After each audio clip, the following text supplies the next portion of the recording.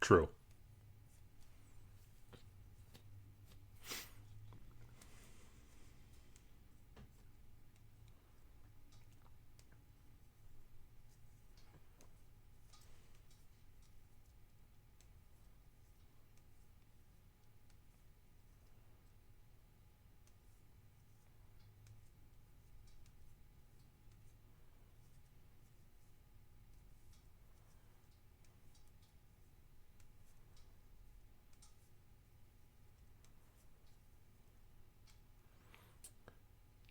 Oh yeah.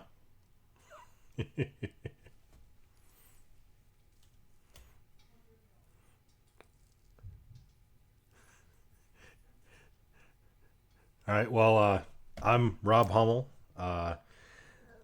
Guess been bow hunting for most of my adult life. Not much growing up, but I guess my background is uh, engineering and design, and I guess now I've helped run an archery shop for like 5 6 years, and now I have my own little business. And like Matt, I have dreams of going to big and beautiful places. Primarily, I guess Alaska is probably first on the list for next year, and hopefully Africa in 2 to 3. So, there's a couple of different places, I guess, on the potential list, depending on who specifically I end up going with and what the the animal list turns into. But yeah, some pretty good guys. Yeah, there's some options there. So,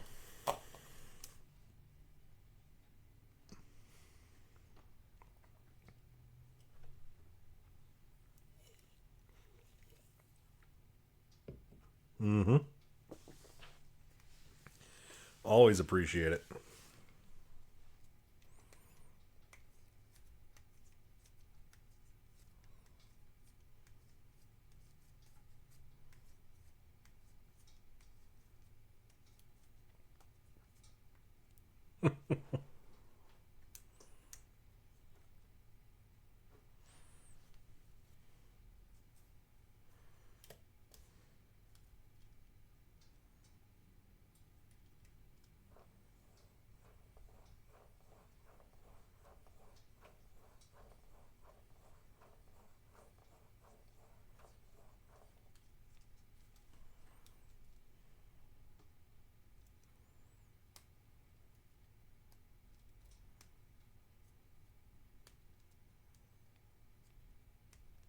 Yeah, yeah.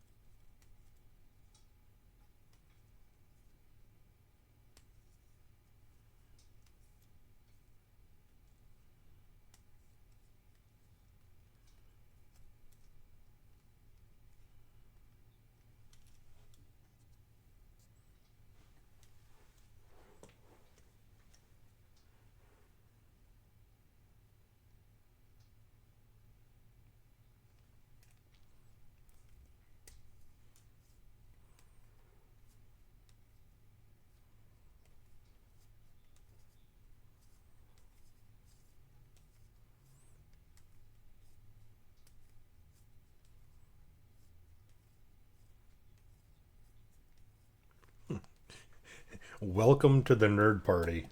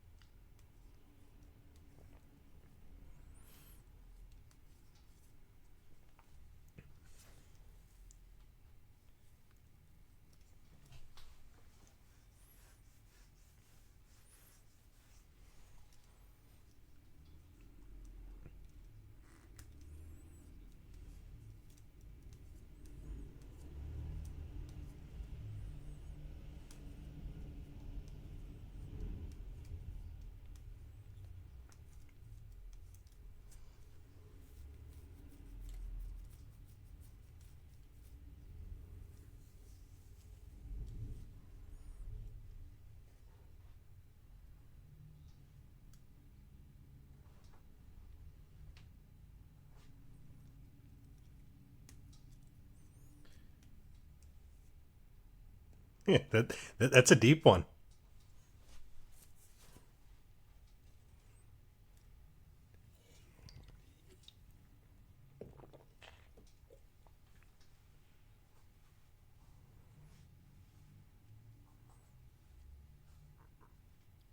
Yeah.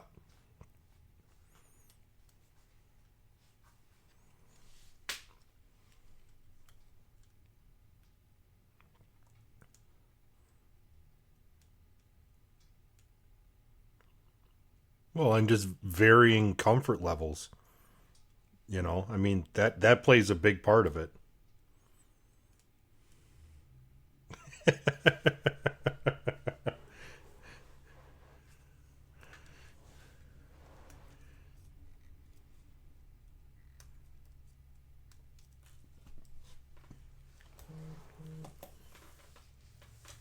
You're the one that keeps bringing it up.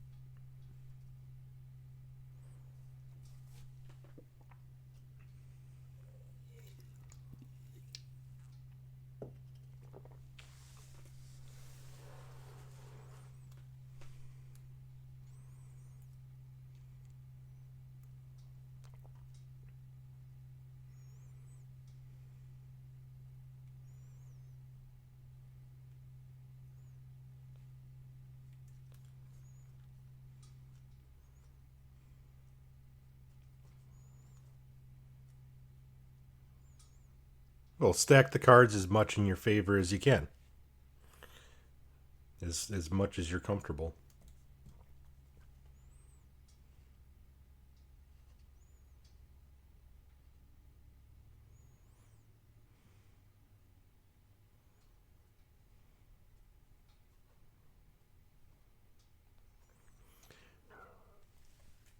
Well, I mean, mine is, I guess I'm kind of a little bit of an oddball with this because I mean, a lot of the people that I help are coming off of failures. That's where, they start searching for some kind of an answer. I got my first bow.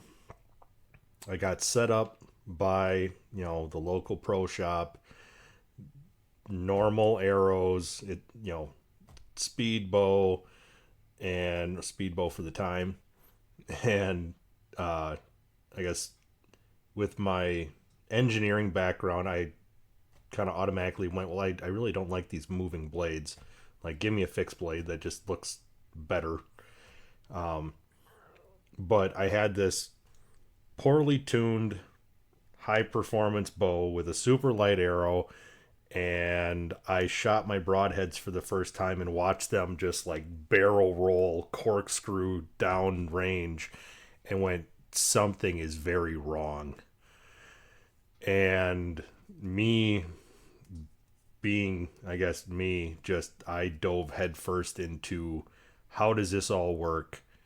And like, I know that it, like, from a physics standpoint, I'm like, I know that this should fly. Like, something's wrong. And so I ended up pretty much taking over everything myself, figuring out how to tune. I built a 500 grain arrow with like 18% front of center, fixed two blade up front, and I killed my first deer that season with no issues. And I went, well, that worked well. And I just kind of snowballed from there. As I went from a 500 grain setup to like 650 to a like 730 to my current 950. Um, I shoot an 80-pound bow. I have a 30-inch draw, so I can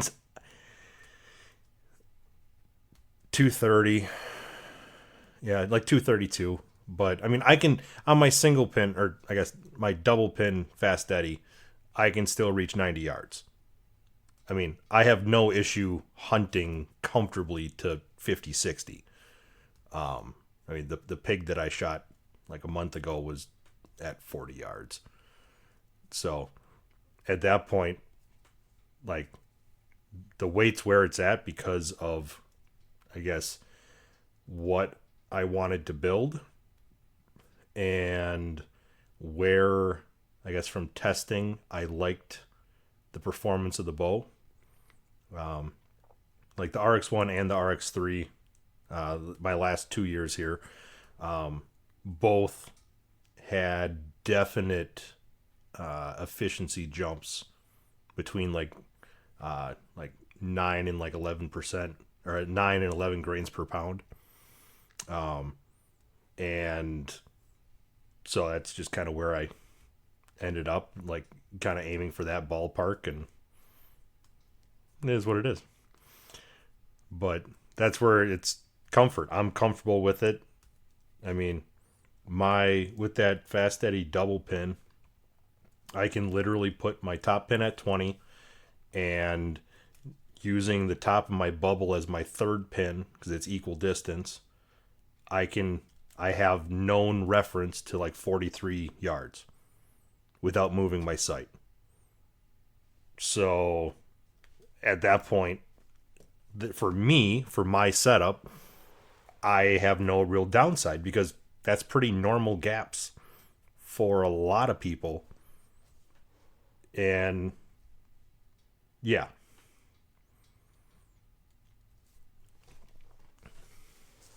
so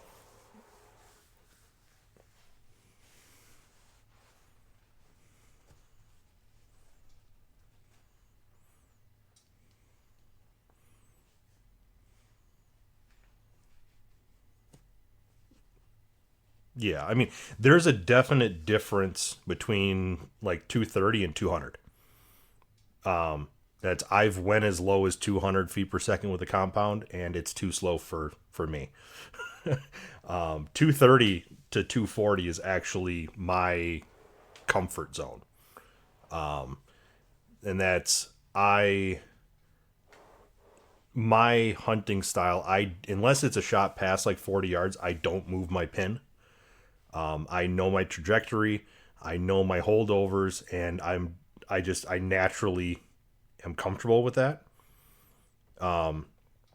So I'm not worried about moving my sight all over the place. I know the flight path and I run with it.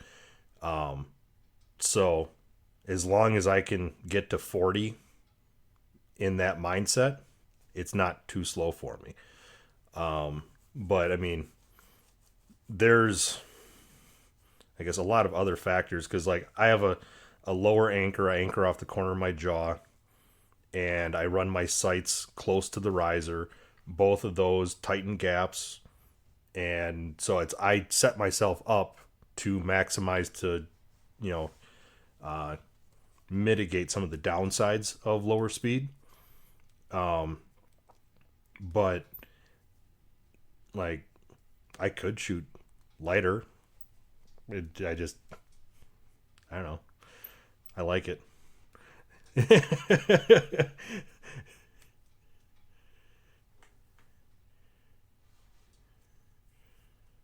No, yeah. And that's I mean, I've made this comment before like I mean, one benefit is I guess I'm always tweaking on other people's bows. I'm always working on stuff for people. And so for me, especially with some of the friends and acquaintances that I have throughout the industry and throughout the country and the world, if an opportunity presents itself where, hey, you want to fly over here and go on a cull bull hunt. Or, yeah, hey, I actually already have a guy that wants me to go over there. um,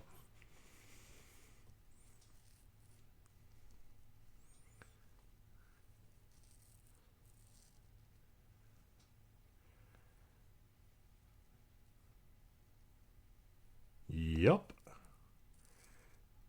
They got some big bears over there.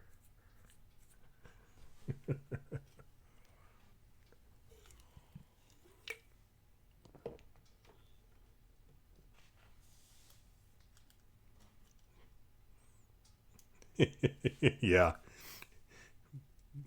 Oh, no, no. I guess I play with a bunch of different stuff. So I guess for my compound setup, RX3, 80/30, about 950 at 230 feet per second. And my primary broadhead, I'll say, is the Grizzly Stick Alaskan 200. And it is. Yeah. And that's, I mean, width wise, it's the same as most stuff that I run. It's an inch and an eighth. But one thing that I like with that one, and this is partly because of the setups that I'm running, I have a lot of force. There's a lot of momentum there. There's a lot of kinetic energy there, and so at impact there is a lot of there's the potential for a lot of stress. With that, I tend to one prefer convex type blades, just to reinforce that tip, and I don't like super long blades, because it's just additional leverage against my shaft. And I mean, I've got adequate force to make up the little bit of efficiency difference between the two. But I guess on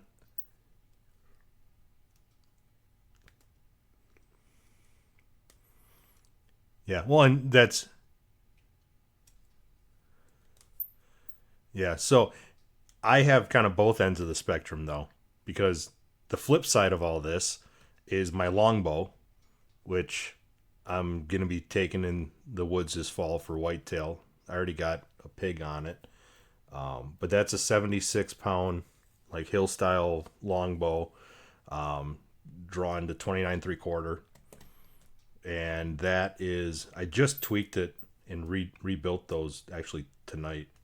But those are 741 grains and like 28% front of center, and that has a 3 to 1. It's a 225 tough head on the front, direct bond. And stealing your thunder, Matt. I got mine bloody. So, but that's again, it's a heavy bow, but that's at 130 feet per second. I am glacial. I have like no force at all. Like I'm at like I'm in like the point fours for momentum, and I want to say I'm around like 25 foot pounds. Like so, right? But with that, I mean, I have plenty of mass, and like I guess my goal with that one was to just kind of end up around 10 grains per pound in that ballpark.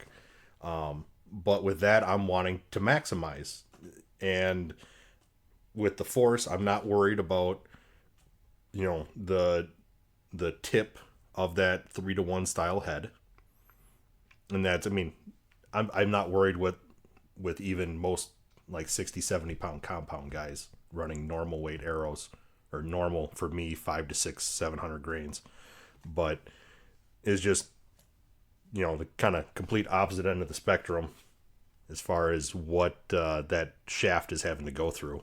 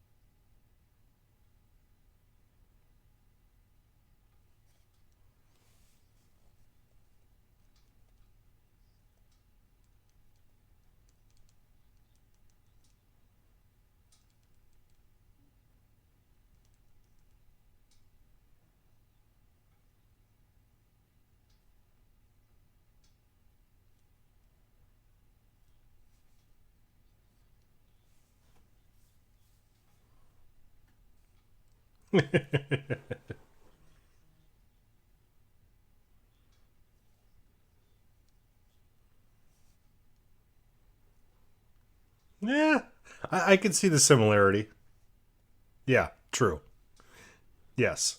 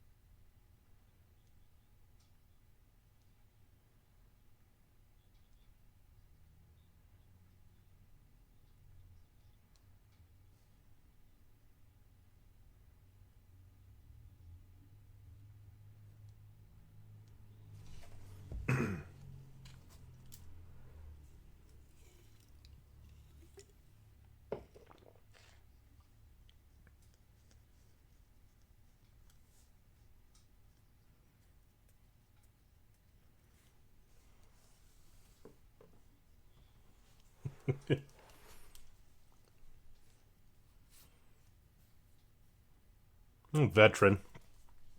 Yeah.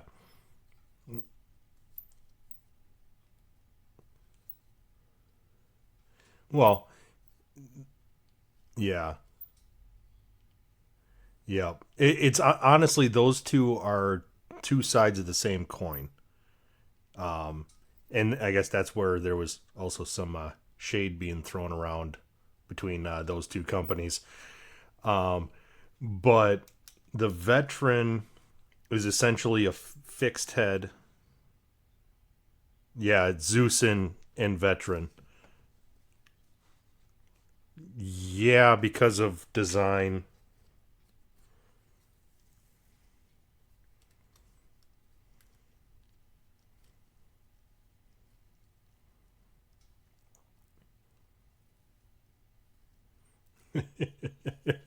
Yeah, yeah.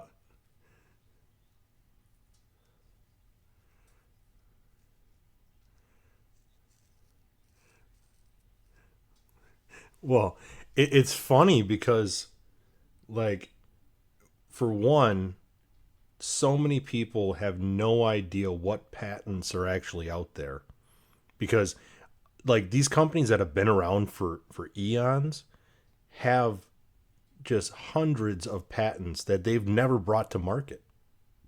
And so you're looking at something going, oh man, no one's ever done this before. And you go out and, you submit, for your patent and you start selling stuff. And then all of a sudden you find out that, that's someone else's design. They've already done that. And now if that company wants to really throw its weight around, it's going to go, okay, either you stop or you pay us, you know?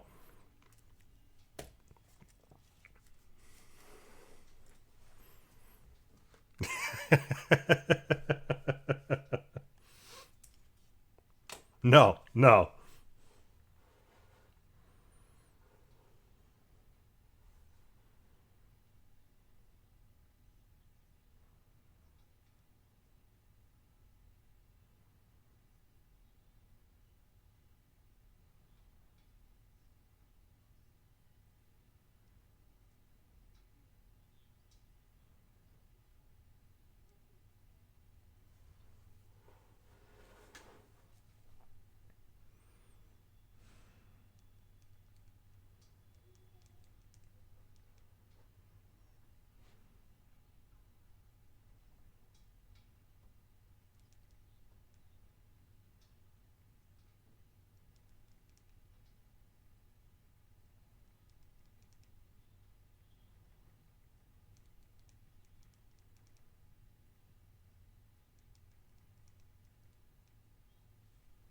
Yep.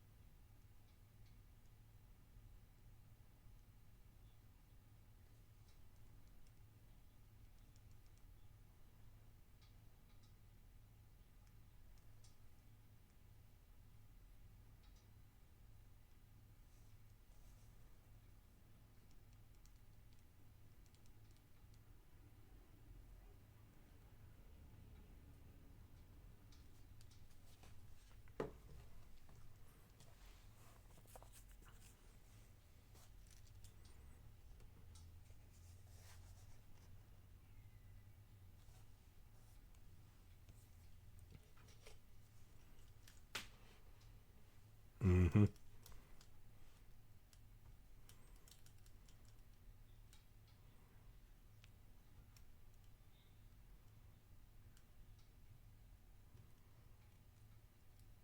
Yeah.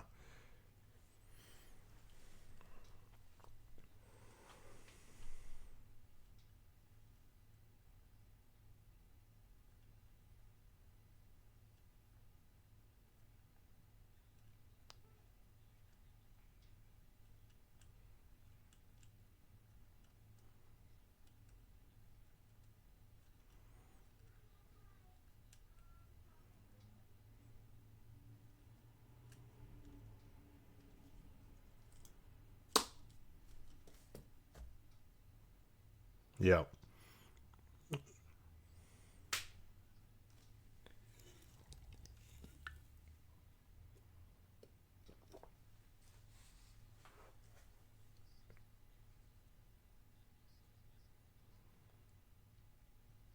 It's a byproduct.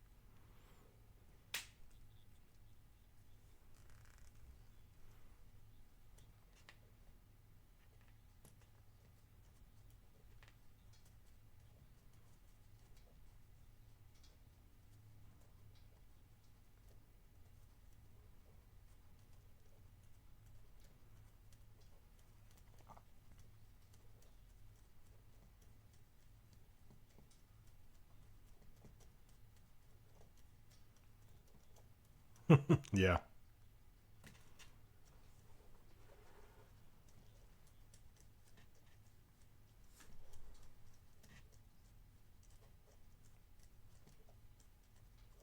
Yep.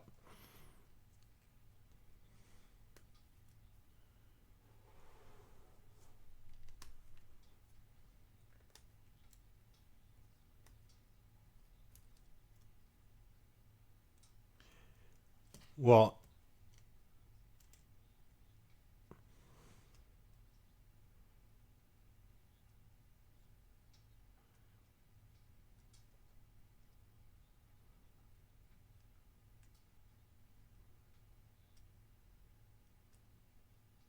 well, there's nothing saying you can't have good aeroflight regardless. You know. Yeah. Yeah. Now, can uh oh yeah. I guess what I was gonna say is, like, we all know. I guess I would think that we all know that pretty much any arrow can and has worked. I mean, any broadhead that's on the market has worked. I mean, that's there's a reason that someone thinks that it's the next best thing, is that they saw it work and they went, "Wow, this is great." Now, it's for me, it's a matter of probabilities. It's I know that, like, say for whitetail, I know that a 400 grain arrow with whatever broadhead at whatever low FOC can and does kill stuff every year. But I also know that there's a lot of failures with those setups if the shot doesn't go exactly as planned. So as you try and, I guess, improve your odds, stack the deck in your favor, you're going to start looking at certain things to guide those improvements, right? Where I think a lot of people get hung up is, like, if we look at like the 12 factors, you have these benchmarks for, hey, if you hit this number, this is the the percent increase that was documented throughout the testing. If you hit this number or you do this, this was, where there was a significant change. And people get a little hung up on that, and then, like, just like find focus on, oh, I have to hit this. Like, if I don't hit that number, then it doesn't, then I didn't, you know, succeed. And yeah,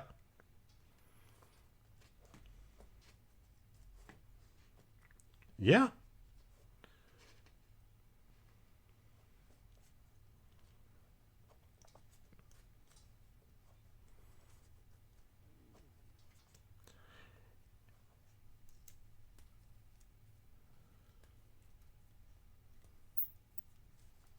And that's the thing, is it it will work and it will be successful until it isn't. And that's, and for a lot of guys, if it's working, why fix what isn't broken? That's the mentality.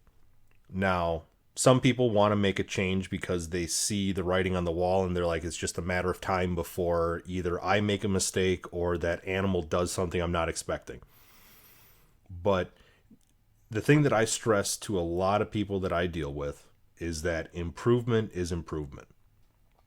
I don't, in the back of my head, am I thinking about some of those numbers and where we might want to be for different animals? Yes, 100%. But what I'm telling to people and what, we're focusing on is, okay, where are you at right now? And now let's go, okay, what if we just did a more efficient broadhead? I mean, going from something with a point 0.5 mechanical advantage to something with a 2 mechanical advantage can, right? I mean, it's a significant change in how your force is being utilized. So at that point, you don't necessarily need to change your arrow weight, your front of center, anything. But by simply changing the broadhead and utilizing the force that you have in a more efficient manner, you can see drastically better results. And that typically just leads to a cascade of guys getting curious and going, okay, well, if that worked that well, what about a little more weight? What about a little bit of this? And next thing you know, it's like what we do, where we go, okay, this is the broadhead that I want. I want a tough component to pair it with. And now I want a tough shaft that complements, the rest of it. And then you look at the numbers, you go, oh, look at that. I have a heavy arrow and I have good front of center. It's like, okay, cool. Like, you start at the front, you focus on integrity, and it all kind of cascades from there. It's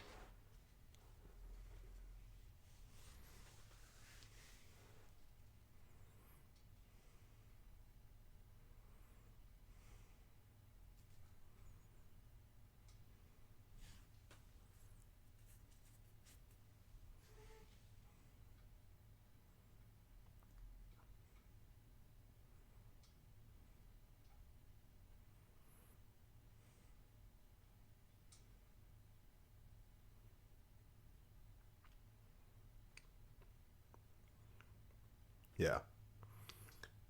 Well, and that's a lot of them. It was simply a matter of, you know, if we were in this lighter set, you have less than 50% or near 50% rate of breach and lethal penetration. Whereas if you do this, you're near 100. So it's like, well, I mean, how many times can you flip a coin and get the right answer? Some people just have that luck. And they sit there and keep flipping and flipping and flipping, and it's always heads. And sooner or later, that ratio is going to play out, right? It's not that it doesn't work. It's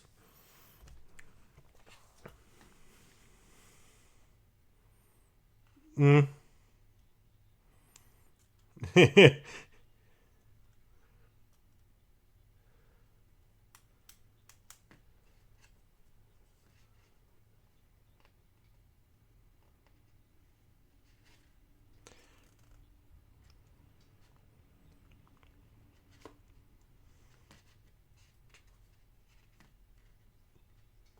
Well, he started with trad because that's what was predominant back in the 80s, right?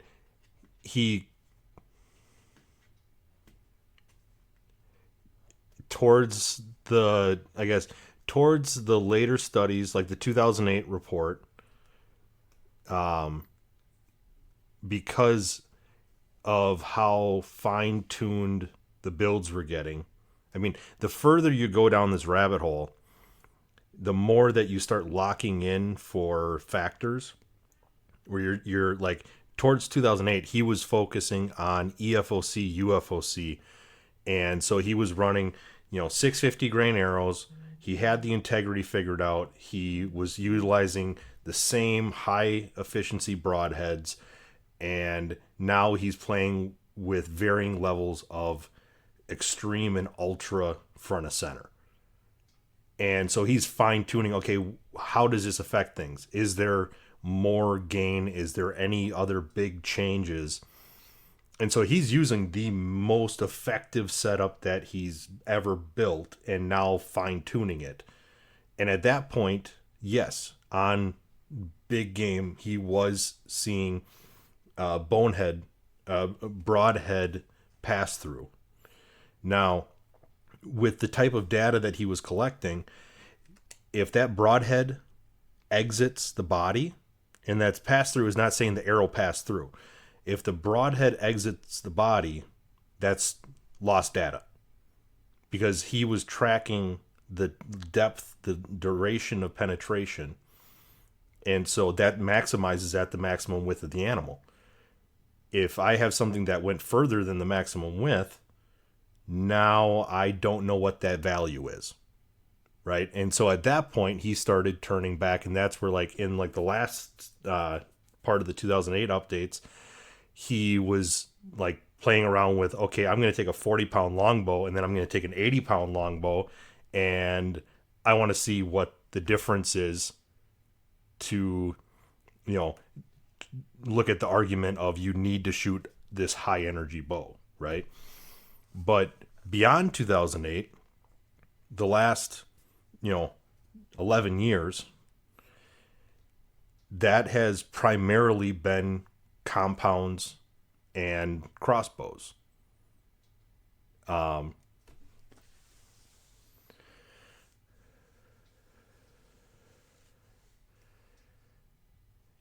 I want to say it's somewhere, yeah, somewhere between 15 and 2000.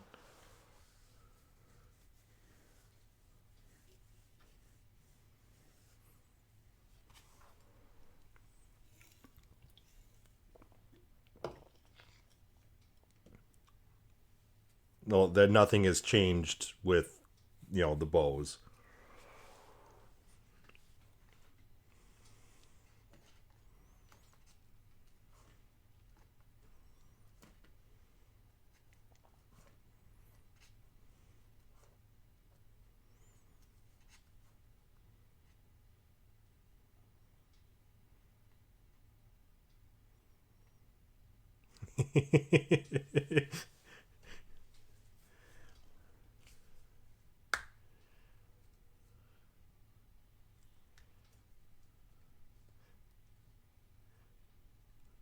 Well,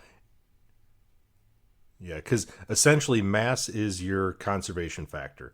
So if you've got X force, the more mass you have, the longer that it's preserved, and the less force that is being shed while you're under resistance.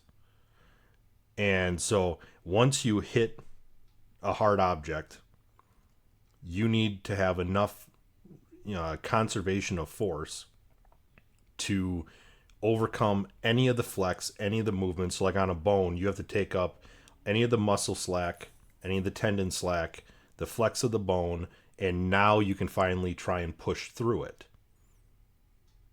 So it's like, picture standing on a trampoline and you take a bowling ball and a basketball and you drop both.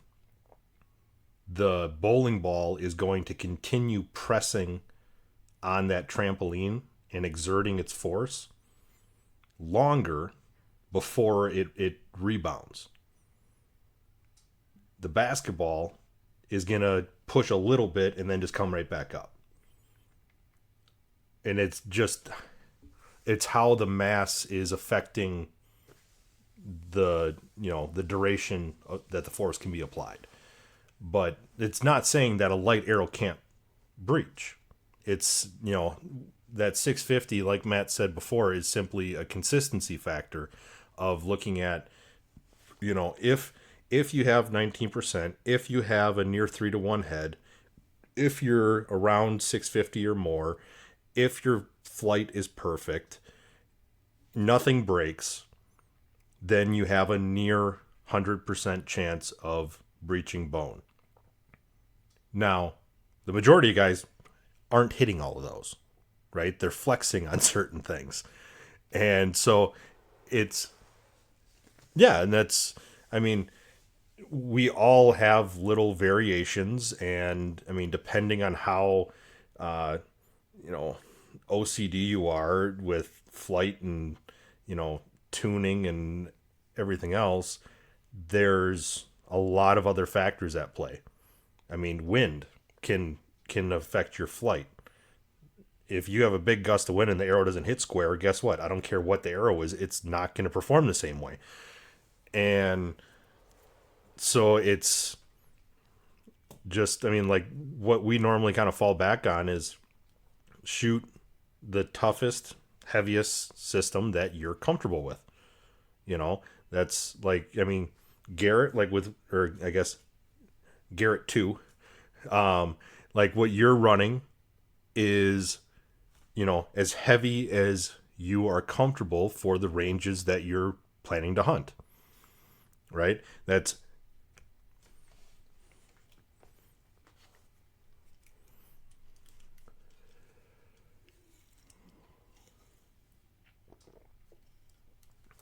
yeah. And that's like,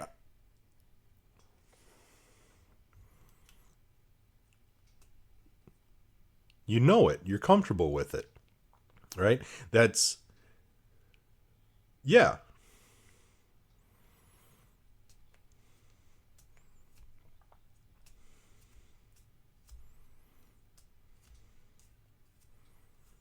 And it can be a big change trying to go to a different setup, you know? And it's honestly, when you've been running the same thing for years, you need a reason to change. Like either that reason is going to be failure or it's going to be outside of the norm animal that dictates you change it, and now you reevaluate and you force yourself to become comfortable to be confident for that animal, right? I mean, like my 950 build, I'm comfortable. I mean, I've shot that at 3D tournaments and I've shot that out to 80, 90 yards alongside guys shooting 400 grain arrows, and I'm fine with it. Now, if I went out west, would that be my perfect setup? Probably not. I would probably try and figure out something that was, somewhere closer to like 700 that was still as tough as I want, but would tighten things up so that I could be more on the fly between like 35 and 60 or 70. Like, I'm still, even with my setup, I'm very comfortable at those ranges, but I wouldn't have a lot of loss performance wise. I guess I would just be getting a little bit more comfortable for expected longer ranges, right? And like if I was going to go after like antelope, I would probably use a different setup just because they're skittish, tiny little buggers that you don't know when or where your opportunity is going to be. And it's not a big animal, so I'm not stressing about the weight, right? It's, I mean, I could take my 500 grain 3D build, slap a broadhead on it, and I could go out and do, you know, great with that. But just like you said, it's where you're comfortable. I've been around 230 to 240 feet per second since I started shooting for hunting. Like I've played around faster for 3D, but hunting I've always been in that range. And so when my bow weight started going up and I started getting better and heavier bows, I just kind of naturally kept it in that spot. It's what I know.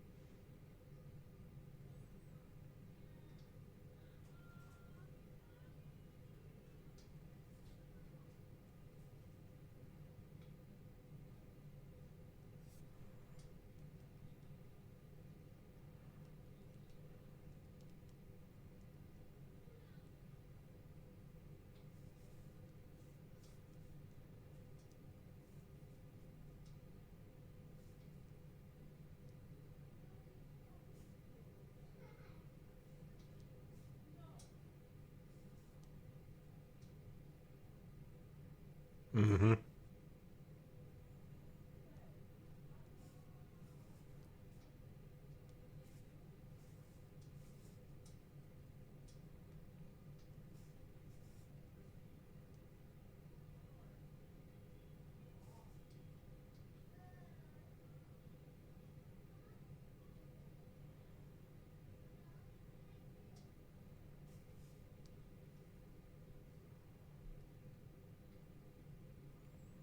With a good reaction.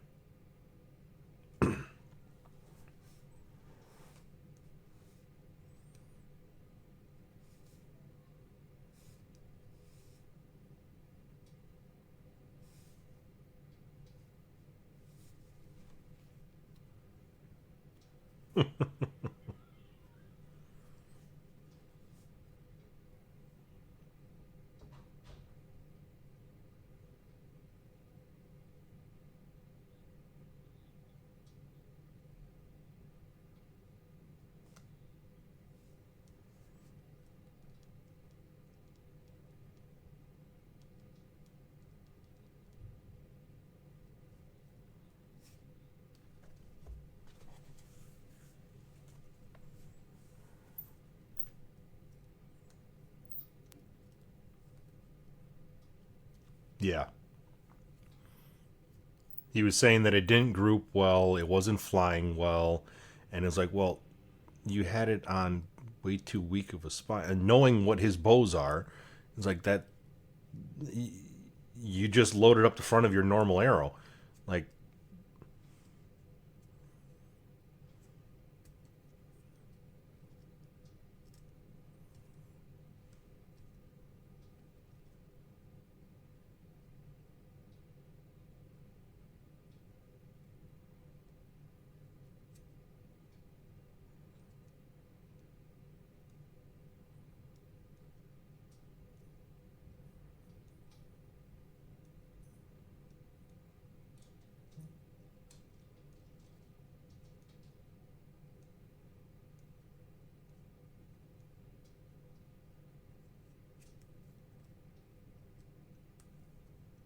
yeah.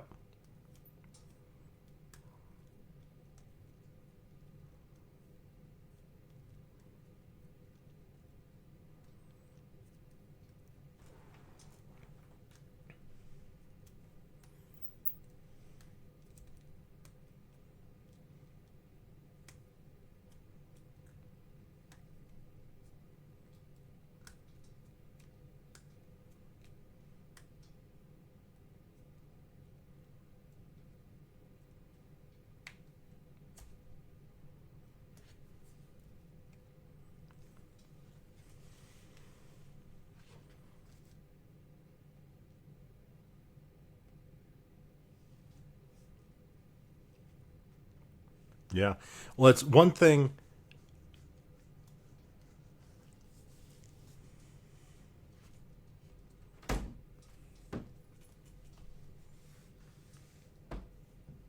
Yeah.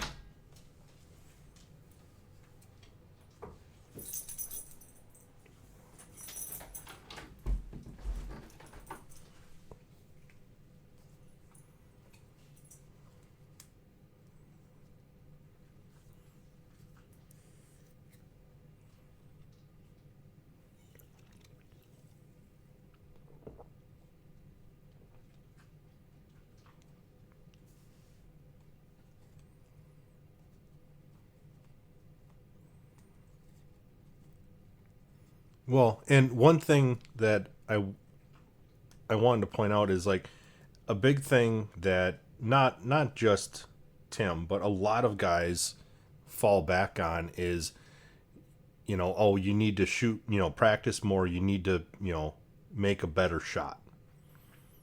And from I guess what I've seen personally, and like the data that like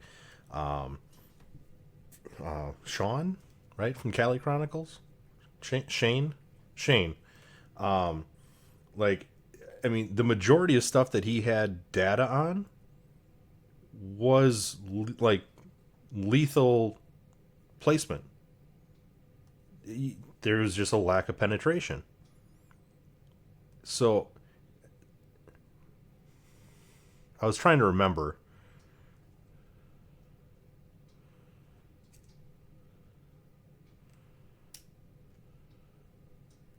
Yeah, yeah,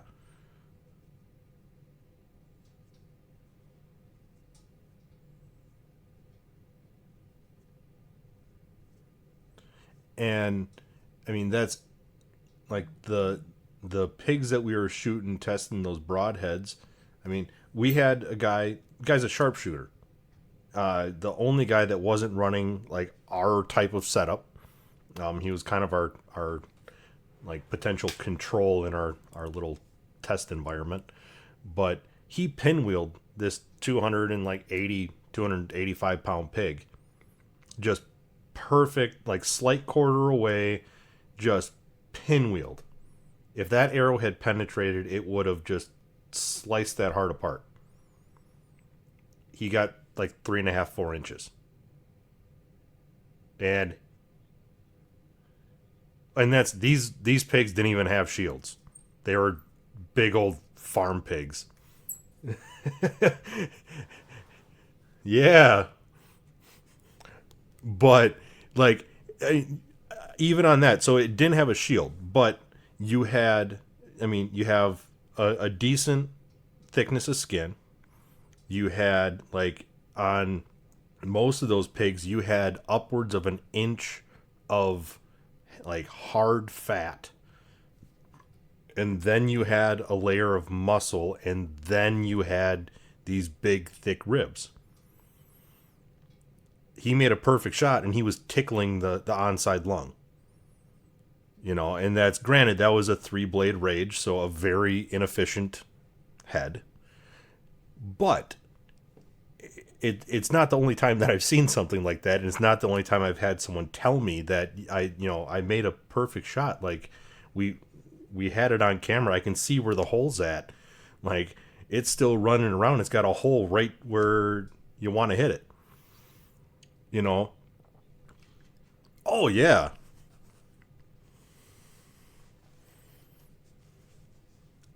They just keep going. Yeah, they're fun.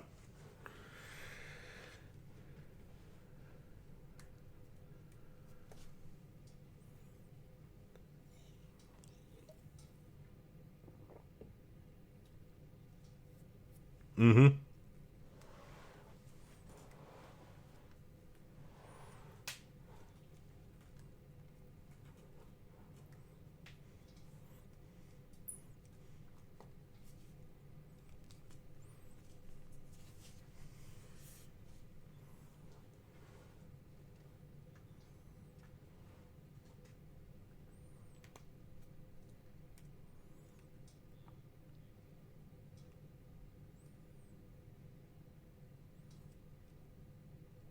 Yeah.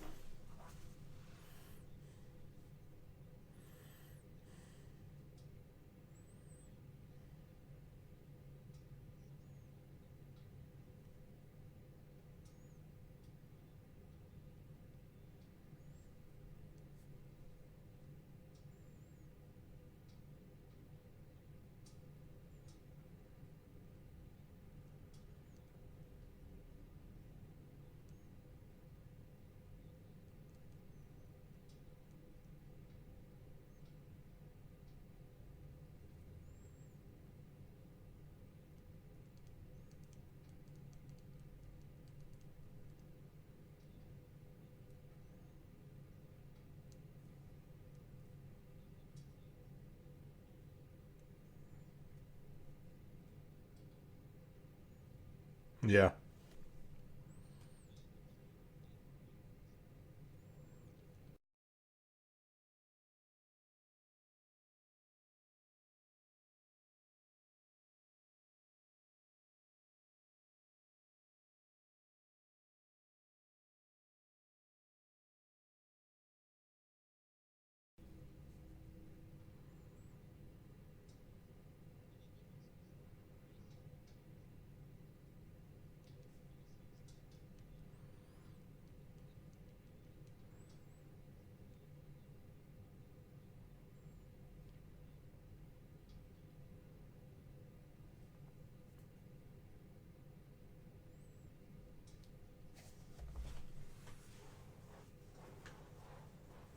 Mm-hmm.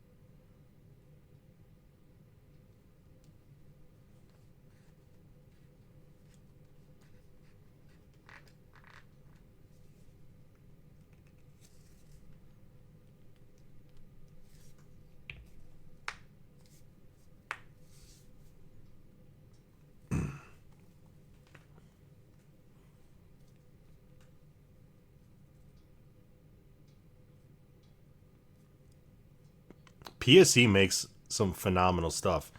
I mean, honestly,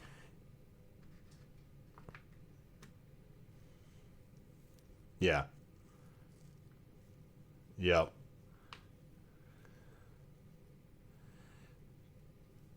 that's PSE.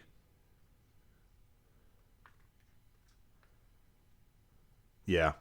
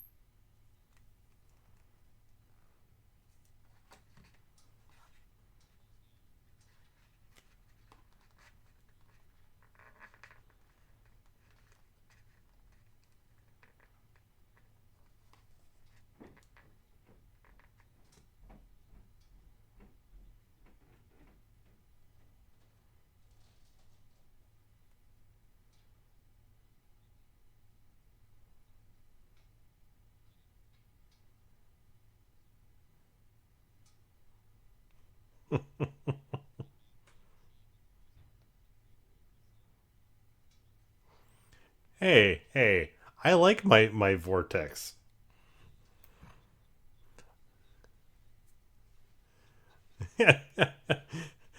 I guess in 5 years of using my Vortex rangefinder, I have not had a reason to dislike it. I have not used the Leica. I've used Leopold. I've used Nikon. I've used a handful of others, but I have not used Leica.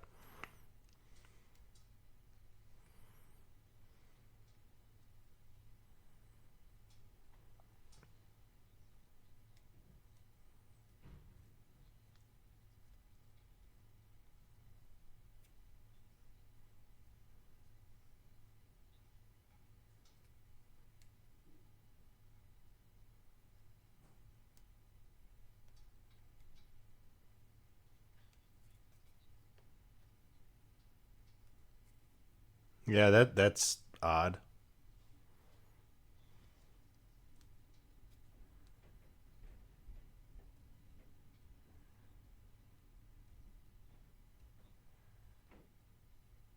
Hey, well, that's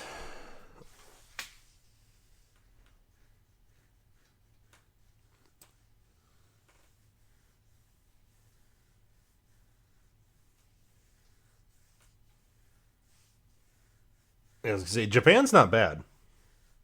Japan actually has some pretty good manufacturing. Yeah.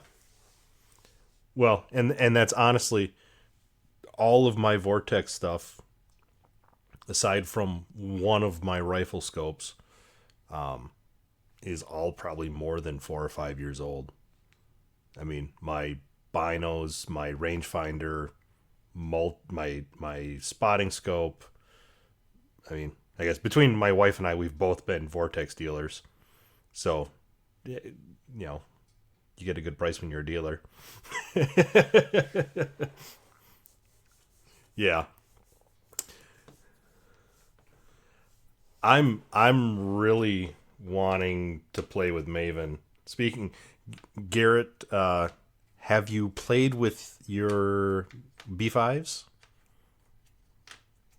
Yeah.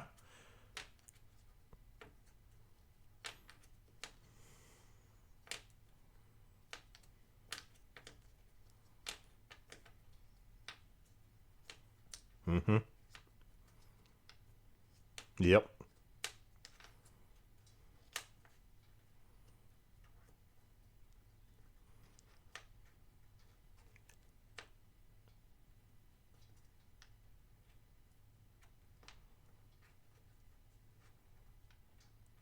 I don't know.